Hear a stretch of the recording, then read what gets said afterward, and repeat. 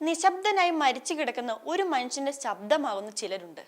ഞാൻ എങ്ങനെ മരിച്ചു, എപ്പോൾ മരിച്ചു, ആരാണ് കൊന്നത് എന്നിങ്ങനെ അവനല്ലെങ്കിൽ അവൾ പറയാൻ ആഗ്രഹിക്കുന്ന കാര്യങ്ങൾ ഉറക്കെ വിളിച്ചു പറയുന്നവർ.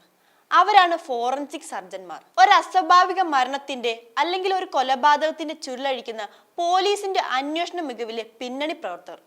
ഒരു കേസ് അന്വേഷണത്തിൽ അന്വേഷണ ഉദ്യോഗസ്ഥനും കേസ് വാദിച്ച പ്രോസിക്യൂട്ടറും ഒക്കെ മാധ്യമങ്ങളിലും പൊതുജന ചർച്ചയിലും നിറയുമ്പോൾ അതിലൊന്നും ശ്രദ്ധിക്കാതെ മൃതാത്മാക്കൾക്ക് വേണ്ടി സംസാരിക്കുന്ന അപ്പോത്തിക്കിരിമാർ.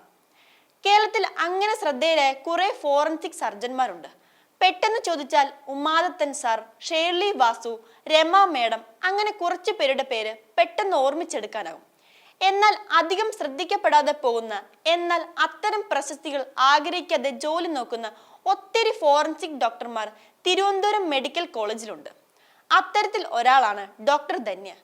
കഴിഞ്ഞ ദിവസം കോടതി കുറ്റക്കാരിയാണെന്ന് കണ്ടെത്തുകയും ഇന്ന് ശിക്ഷ വിധിക്കുകയും ചെയ്യുന്ന ഷാരോൺ വധക്കേസ് പ്രതി ഗ്രീഷ്മയെ കുറ്റക്കാരിയാണെന്ന് തെളിയിക്കുന്നതിനും മരിച്ച ഷാരോണിന് നീതി വാങ്ങി നൽകുകയും ചെയ്ത പ്രിയ സഹ പോലീസ് ഉദ്യോഗസ്ഥർക്കും ഞാൻ ഡോക്ടർ ധന്യയും ആശംസ അറിയിക്കുന്നു. പത്രങ്ങളിലോ ദൃശ്യമാധ്യമങ്ങളിലോ നാളെ നിറഞ്ഞു നിൽക്കുന്നവർക്കിടയിൽ അവർ ഉണ്ടാകില്ല.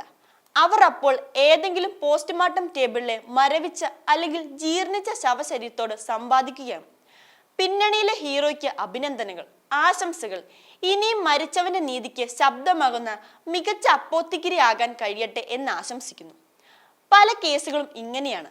നിശബ്ദനായി ജോലി ചെയ്തവൻ, ഉറക്കമൊഴിച്ചവൻ, വിയർപ്പൊഴുക്കിയവൻ, പ്രതിഫലം ഇച്ഛിക്കാതെ ജോലി ചെയ്തവൻ ഒക്കെ ചിത്രത്തിൽ വരാതെ പോകും, വരുത്താതെ പോകും.